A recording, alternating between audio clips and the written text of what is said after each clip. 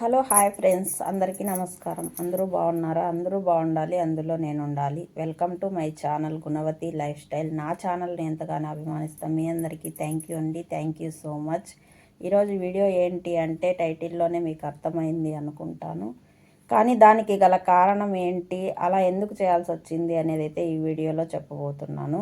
ఈ వీడియో ఎవరికన్నా ఉపయోగపడుతుంది అనే ఉద్దేశంతోనే అయితే ఈ వీడియో, ఎవరైనా అలా చేసే వాళ్ళకి ఈ వీడియో ఉపయోగపడుతుంది. ఏంటి చేయాలనుకున్న వాళ్ళకి ఒక క్లారిటీ వస్తుంది, అలాగనే మారాలనుకున్న వాళ్ళకి ఒక క్లారిటీ వస్తుందనే ఉద్దేశంతో అయితే ఈ వీడియో చేయబోతున్నాను. వీడియో స్కిప్ చేయకుండా లాస్ట్ వరకు చూడాలని కోరుకుంటున్నాను. అలాగే కొత్తగా మన ఛానల్ ఎవరైనా చూస్తుంటే ప్లీజ్ సబ్స్క్రైబ్ చేసుకొని సపోర్ట్ చేస్తారని ఆశిస్తున్నాను. వీడియోలోకైతే వెళ్ళిపోదాం. వీడియో పూర్తిగా చూడండి, మీకు తప్పకుండా అర్థమవుతుంది. వీడియో ఏంటి అంటే, నేను అకామా కొట్టించుకోవడానికి ఇంత డబ్బు ఖర్చు అవుతుందని అనుకోలేదు. నిజంగా అనుకోలేదండి ఇంత డబ్బు ఖర్చు అవుతుందని. అన్ఎక్స్పెక్టెడ్గా అయితే ఒక్క రోజులోనే మనుషులు ఇలా మారిపోతే మన కష్టపడడానికి వచ్చిన జీవితాలు ఇలా తలకిందులవుతాయని నేనైతే అనుకోలేదు.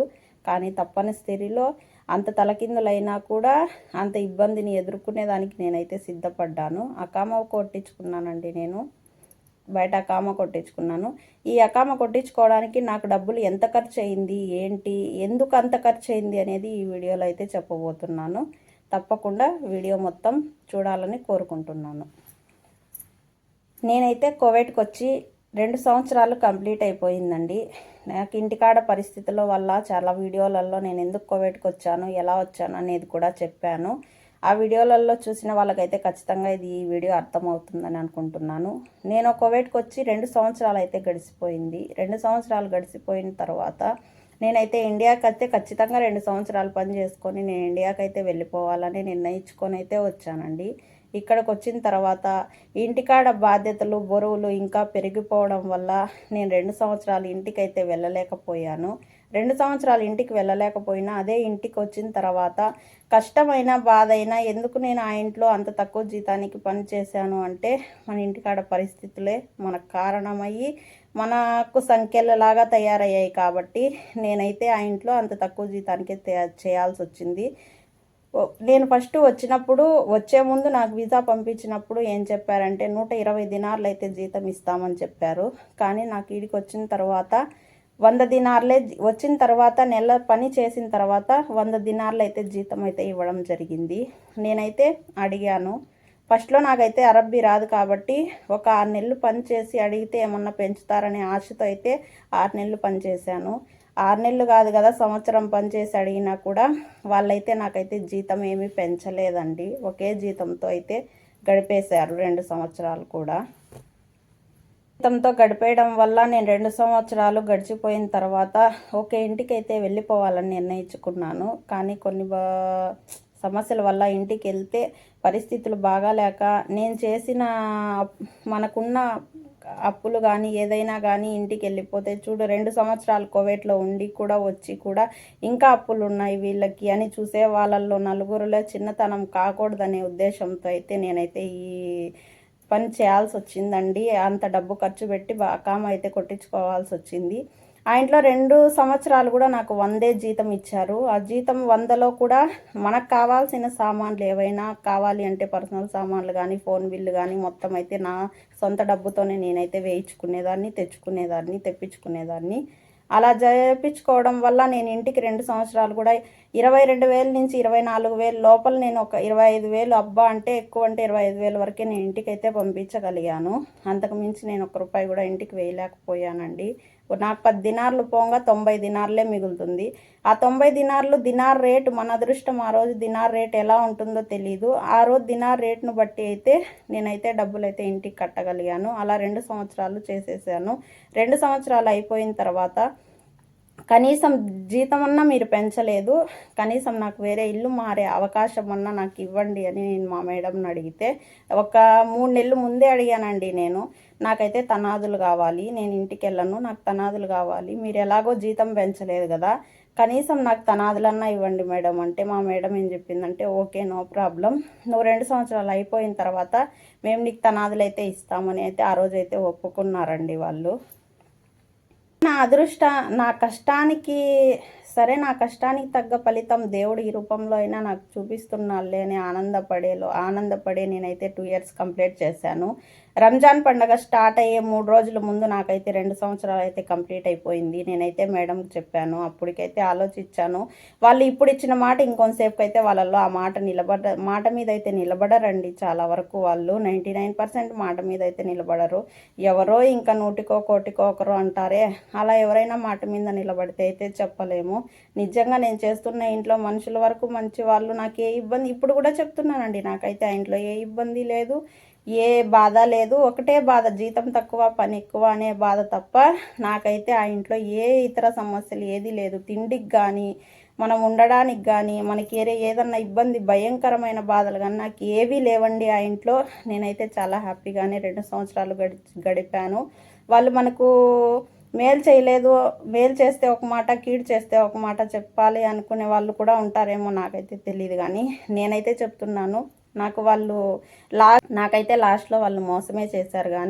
కానీ వాళ్ళ ఇంటి ఉప్పు తిన్న విశ్వాసంతో నేనైతే చెప్తున్నాను, నాకైతే ఇంట్లో పరిస్థితుల్లో ఏ ఇబ్బంది అయితే కలగలేదండి. జీతం తక్కువ పని ఎక్కువ తప్ప వేరే ఎటువంటి ప్రాబ్లం లేదండి. ఏం చేసుకొని తినాలనుకున్నా, ఒకవేళ ఎలాంటి కనీసం నేను యూనిఫామ్ కానీ, ఇలా తలకు బట్ట కానీ నాకు నచ్చితేనే వేసుకునేదాన్నండి. చలికాలం వస్తే ఆ ఇంట్లో చలికి తట్టుకోలేక వేసుకునేదాన్నే తప్ప ఇలా తలకు బట్ట కట్టుకొని, లేదంటే మా మేడం ఎప్పుడూ కూడా నువ్వెందుకు అలా వేసుకోలేదు, మా యూనిఫామ్ వేసుకోవాలా, కనీసం బట్టల విషయంలో కూడా నన్ను ఎప్పుడూ టార్చర్గా పెట్టి ఖచ్చితంగా అవే వేసుకోవాలి, ఇదే చేసుకోవాలి, ఇదే తినాలి అనే ఉద్దేశం అయితే ఎప్పుడూ నాకైతే చూపించలేదండి ఆవిడ, నాకు ఆ ఇంట్లో ఉన్న రోజులు కూడా. అలా ఇల్లు అయితే మంచిగానే గడిచిపోయింది. కానీ మనం ఇంత దూరం ఎందుకు వస్తాము, 10 రూపాయలు సంపాదించుకోవాలి, ఇక్కడ కష్టపడితే 10 రూపాయలు మనకు వస్తుందనే ఉద్దేశంతో మన ఫ్యామిలీలను వదిలేసి ఇంత దూరం అయితే రావడం జరుగుతుంది కదా. ఇక్కడికి వచ్చిన తర్వాత ఆ కష్టానికి తగ్గ రూపాయి మనకు దక్కట్లేదు అంటే ఆ బాధ చాలా ఉంటుంది. కానీ ఇంకా మనకు పరిస్థితులు బాగలేక సరే 2 సంవత్సరాలు అయిపోయాక నేనైతే చెప్తే ఆమె ఇస్తానన్న తనాదులు, రంజాన్ పండగ వచ్చింది కదా, రంజాన్ పండగ నెలలో నాకు పని మనిషి లేరు, నాకు ఈ నెల పని చెయ్యి, రంజాన్ అయిపోతానే నీకైతే తనాదులు ఇస్తామని అయితే ఒప్పుకున్నది.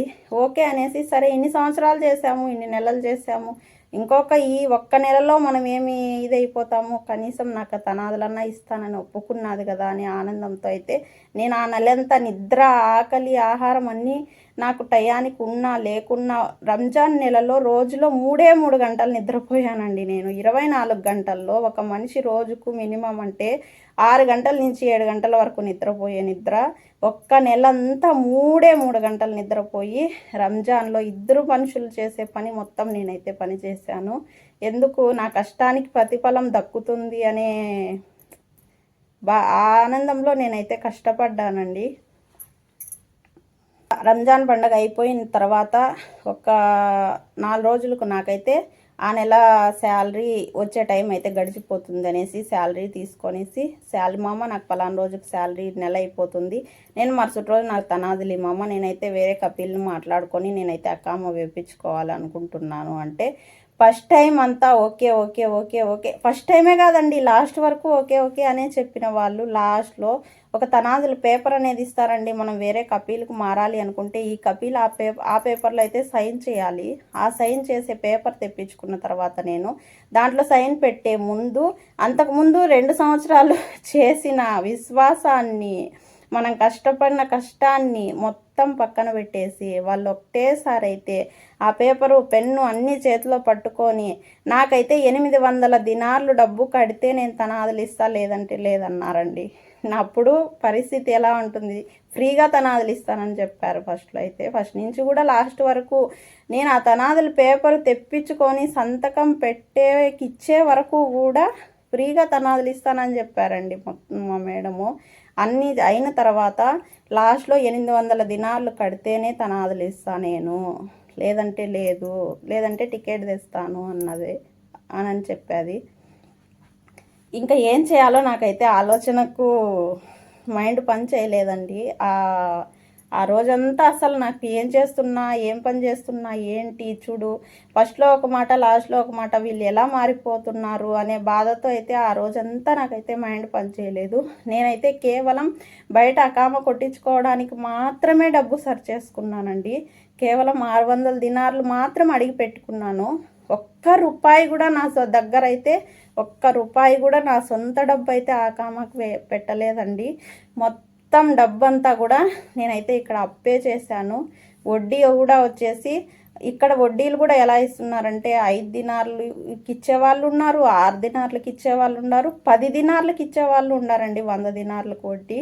ఇలా నేనైతే ఇబ్బందుల్లో నేనైతే ఒక అప్పు అయితే చేసుకొని ఒక 600 దినార్లను అయితే సర్చ్ చేసుకొని మాట్లాడి పెట్టుకున్నాను. ఇంకా ఈ తనాదుల పేపర్ మీద సంతకం పెడితే వాళ్ళకి ఫోన్ చేసి డబ్బు తీసుకొని ఇంకా ఈ కపీలకు డబ్బు ఇచ్చి తనాదులు కొట్టించుకోవడానికి నేనైతే సిద్ధంగా ఉన్నాను. కానీ అప్పటికప్పుడు మాకు 800 దినాలు డబ్బు కడితేనే సంతకం పెడతాము అన్నారండి. చూడండి ఎంత ఇదిగా ఉంటుందంటే అప్పుడు ఫ్రీగా అన్నేళ్ళు మనం పని చేసాము, అంత విశ్వాసం ఉన్న వాళ్ళు ఎక్కడ ఈ దేశం కాదని సౌదీకి తీసుకెళ్ళి అక్కడ పని చెప్పిన ప్రతి ఒక్క చోట ఇంకా 2 ఏళ్ళ అగ్రిమెంట్ మాకి, నేను సంవత్సరానికి వెళ్ళిపోతానన్నా పంపించలేదు. 2 సంవత్సరాలు మాకు అగ్రిమెంట్, 2 సంవత్సరాలు మీరు పని చేయాల్సిందే మాకు అంటే సర్లే అనేసి ఆ రోజు నేను నిర్ణయించుకొని మీకు ఇచ్చిన మాట కోసము వాళ్ళకి అగ్రిమెంట్ ఉంది 2 సంవత్సరాలు. ఆ 2 సంవత్సరాల అగ్రిమెంట్లో మనం పని చేయాలి, లేనిపోని రిస్కులు తెచ్చుకోకూడదు, తెలియని బరువు తలపైన పెట్టుకోకూడదు, మనకెందుకు, ఓకే ఏదో 1 రూపాయి కష్టమో నష్టమో చేద్దామని నేనైతే 2 సంవత్సరాలు పని చేసి ఆవిడైతే నాకు ఖచ్చితంగా నేను ఫ్రీగా తనాదులు ఇస్తానని చెప్పి లాస్ట్లో అయితే అంత డబ్బు కట్టమన్నారండి. అంత డబ్బు కట్టమంటే ఎలా చేయాలి ఏంటి నాకైతే ఏం అర్థం అవ్వలేదు. అలా చేసిన తర్వాత ఇంకా సరే ఇంటికి వెళ్ళిపోదామా, ఇక్కడ ఈ డబ్బు అడ్జస్ట్ చేద్దామా అనేది అయితే నాకైతే అర్థం కాక చాలా ఆలోచించాను. ఇంటికి అడిగే వాళ్ళను అడిగితే ఏమన్నారంటే ఇప్పుడు సడన్గా నువ్వు ఇంటికి వెళ్ళిపోతే ఇంటికాడ పరిస్థితులు సంఖ్యలలాగా చుట్టుకొని ఉన్నాయన్నమాట. కట్టే వాళ్ళకి, ఇచ్చేవాళ్ళు, తీసుకునే వాళ్ళు, ఇలా కొన్ని పరిస్థితుల్లో చిక్కుకొని ఉన్నాము. ఆ చిక్కులు విడిపించుకోవాలి అంటే ఇంటికి వెళితే మళ్ళీ తిరుక్కొని రావడానికైతే నాకైతే ఒక 3-4 నెలలు అయితే టైం పడుతుందండి. ఇంకా మనకు ఈడ వీసా దొరకాలి, మనకి ఏదో మంచి ఇల్లు దొరికి కనపడి ఎంతమంది వీళ్ళని ఇంకా ఎంతమంది బతిమాలి మనం వీసా తెప్పించుకొని ఆ వీసా వచ్చిన తర్వాత మనం మెడికల్కి వెళ్ళి ఆ మెడికల్లో ఏదన్నా ఉన్నది లేనిది చెప్పి వాళ్ళదని ఇదని ఆ టెన్షన్లన్నీ ఆలోచించి ఇంత డబ్బు నేను ఇక్కడ కట్టి చేయడానికే నేనైతే నిర్ణయించుకొని ఆ 4-5 నెలలు పడుతుంది. ఆ 4-5 నెలల్లో కనీసం నేను ఈరోజు ఖర్చు పెట్టే డబ్బులో సగమైనా నేను ఖర్చు పెట్టుకోగలిగితే సంపాదించుకోగలుగుతానేమో అనే ఆశతో అయితే అంత డబ్బు అయితే ఖర్చు పెట్టాను.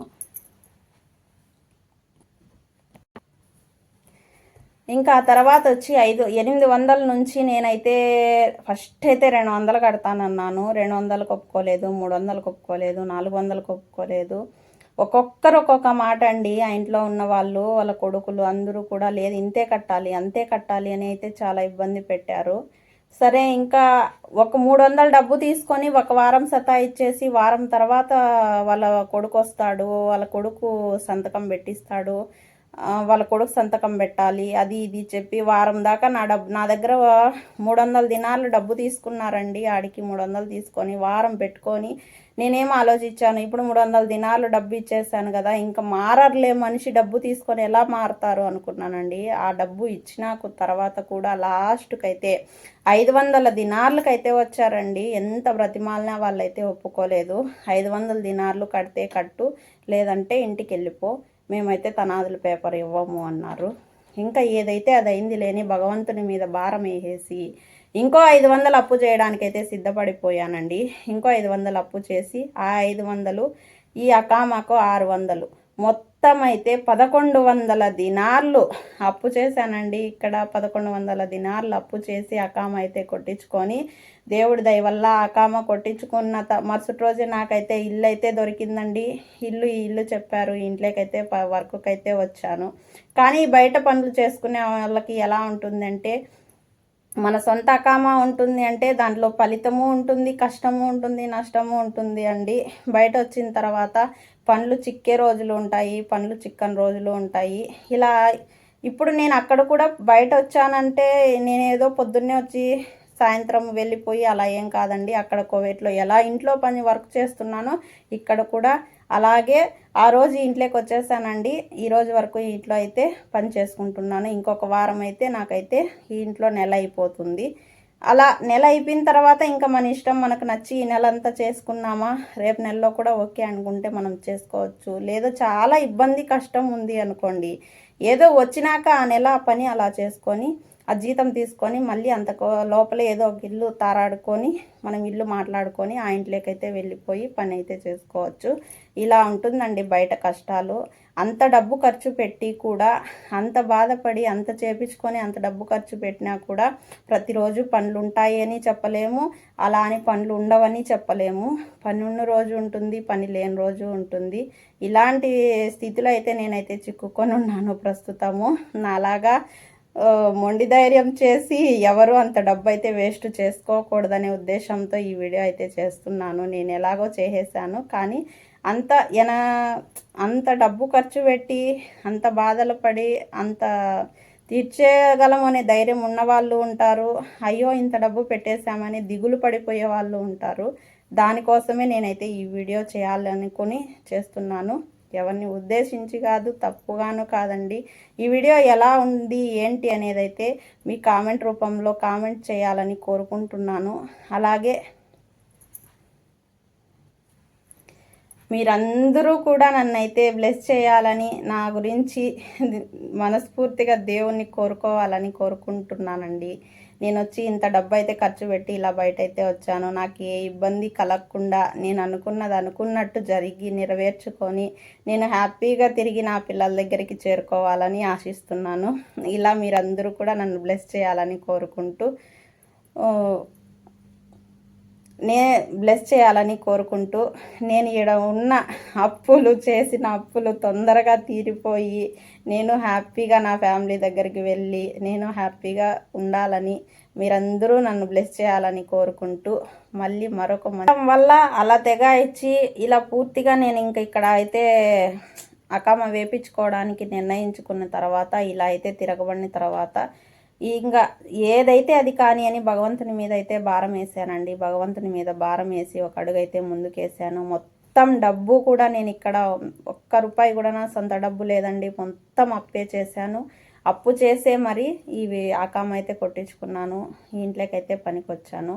బయట వచ్చిన తర్వాత కష్టాలు ఎలా ఉంటాయి ఏంటి, ఆ బయట అకామ కొట్టించుకోవడానికి డబ్బు ఎంత ఖర్చు అవుతుంది అనుకునే వాళ్ళకి ఈ వీడియో ఉపయోగపడుతుందనేసి ఈ వీడియో అయితే చేశాను. అలాగే కొంతమంది ఫ్రీగా తనాదులు ఇస్తామన్నోళ్ళు ఖచ్చితంగా ఇవ్వరని కాదు, ఇవ్వము అన్నోళ్ళు ఇస్తారని కాదండి. చూడండి, నేనే ఎగ్జాంపుల్, నా గురించే నేను చెప్పుకుంటున్నాను, ఒకరి గురించి కాకుండా. ఇలా ఉంటారు కువైట్ అన్నా బయట దేశాలు ఎక్కడైనా కూడా, అరబ్బీ దేశాలంటే ఇలాగే ఉంటారేమో అనుకుంటా నేను. నాకు వేరే దేశాల గురించి నాకైతే తెలియదండి. నేను ఫస్ట్ టైం కువైట్కి వచ్చాను. ఫస్ట్ టైం ఇక్కడ చూసిన వాతావరణాన్ని బట్టి నాకు అనిపించింది ఈ వీడియో రూపంలో మీ వరకు తెలియజెప్పాలనేసి ఈ వీడియో అయితే చేశాను. ఇలా జరగడం వల్ల నాకైతే అంత డబ్బు అయితే ఖర్చు అయిందండి. 1100 దినార్లు అయితే. అలా జరగడం వల్ల నేను ఒకటి అనుకుంటే భగవంతుడు ఒకటి తలిచాడు అని, మనం ఒకటి అనుకుంటే భగవంతుడు ఒకటి తలిచాడు అన్నట్టు నా లైఫ్లో చేశాడు భగవంతుడు. కానీ అంత కష్టాన్ని కూడా నేను ఓర్చుకొని ఒక అడుగు ముందడుగు అయితే వేశానండి. దానిపైన భగవంతుడు ఉన్నాడనే నిర్ణయంతోనే, ఆ భగవంతుడు నాకు తోడు ఉంటాడు, నన్ను నడిపిస్తాడు అనే ఉద్దేశంతోనే నేనైతే ఎంత కష్టాన్నైనా ఇష్టంగా ఒక అడుగు ముందుకైతే వేసి ఈ ఇంట్లో వర్క్కి అయితే వచ్చాను. ఇలా ఉంటుందండి డబ్బు ఖర్చు పెట్టుకునే అవకాశంలో మన పరిస్థితులు ఎప్పుడు ఎలా మారిపోతాయో కూడా తెలీదు. అదే ఇంటికి వెళ్ళి వచ్చింటే కూడా ఇలా బయట కామ మీద వచ్చింటే ఇంకొక 200 ఎగస్ట్రా అయినేమో, మనం బయట కామ సూన కామ మీదే మనమైతే వచ్చిండొచ్చు. కానీ మన పరిస్థితుల వల్ల ఇంకా మళ్ళీ ఇంటికి వెళ్ళి వచ్చే కొద్దికి టయాలు ఎలా మారుతాయి ఏంటి, ఇంటికాడ పరిస్థితులు. మనం ఇంటికి వెళ్ళిన తర్వాత 2 సంవత్సరాలు నువ్వు కువైట్లో ఉండి వచ్చి కూడా మాకు ఇచ్చేవాళ్ళు మాకు లేదనే మాటలు అవి ఏవి ఉండకూడదనే ఉద్దేశంతో దేవుడి దయ వల్ల 1 సంవత్సరం అయినా నాకు బాగా పని దొరికి చేసుకొని అన్నీ తీర్చుకొని ఇంకో సంవత్సరానికి నా పిల్లల దగ్గరికి వెళ్ళాలి, నా పిల్లల్ని చూడాలి, నెక్స్ట్ ఇయర్ ఇలాంటి సెలవులు కుదికి నా పిల్లల దగ్గరికి వెళ్ళి నా పిల్లల్ని చూడాలనే ఆశతో ఈసారి నా పిల్లలకు సర్ది చెప్పుకొని ఇక్కడైతే ఉండడం జరిగిందండి. ఇంత డబ్బు ఖర్చు పెట్టుకొని ఇలా ఇంత డబ్బు ఎందుకు ఇంత ఖర్చు అయింది అనేది ఈ వీడియోలో మీకు అర్థమైంది అనుకుంటున్నాను. ఈ డబ్బును ఇలా ఖర్చు అయిందని, ఇంత డబ్బు ఎందుకు ఖర్చు అయింది అని ఈ వీడియోలో మీకు అర్థమైందని అనుకుంటున్నాను.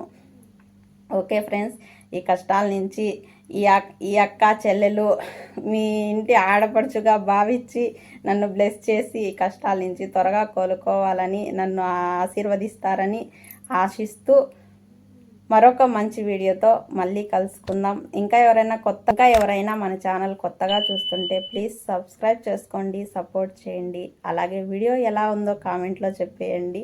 మరొక మంచి వీడియోతో మళ్ళీ కలుసుకుందాం. అంతవరకు బాయ్ బాయ్.